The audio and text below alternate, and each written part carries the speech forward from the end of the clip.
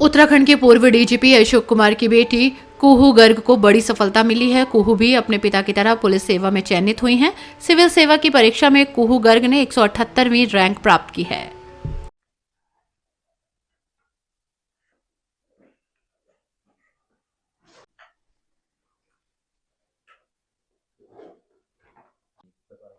I think सबसे important, जैसा मेरे फादर हमेशा कहते हैं कि पुलिसिंग विक्टिम ओरिएंटेड होनी चाहिए।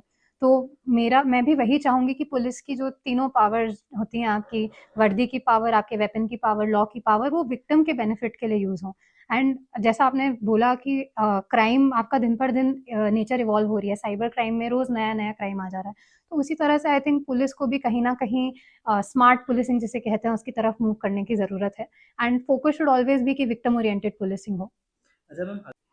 तो आई थिंक ये one of the toughest examinations होता है यूपीएससी का, सिविल सर्विसेज एग्जाम।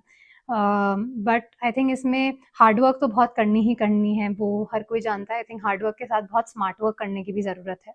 आपको कहीं ना कहीं एक करेक्ट गाइडेंस की ज़रूरत है, सो दैट आप सही पाथ पे चलें एंड आप पाथ से बहुत भटक ना जाएं।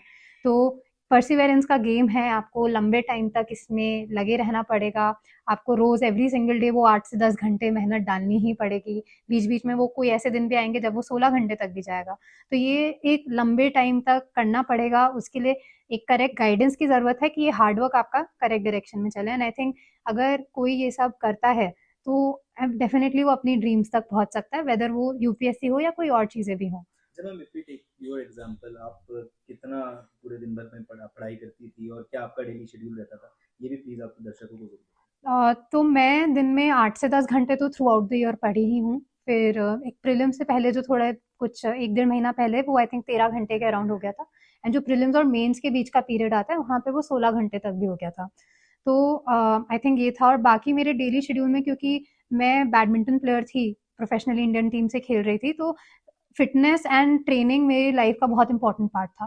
तो प्रीलिम्स के 2 हफ्ते पहले तक भी I was training at least 1 and a half hours a day. And normal days में वो 2 टू 3 आवर्स भी रहता था मेरा। तो मेरा शेड्यूल इसी तरह से होता था कि दिन में मैं अपने 2 से 3 घंटे अपनी ट्रेनिंग एंड गेम को दूँ और बाकी 8 से 10 घंटे अपनी पढ़ाई करूँ।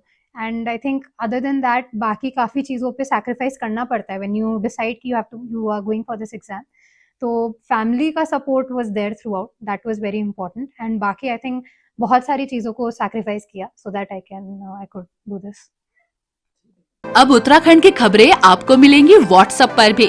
डिस्क्रिप्शन बॉक्स में दिए लिंक से अभी ज्वाइन करें और अपने उत्तराखंड वाले ग्रुप पर पाएं उत्तराखंड की हर खबर।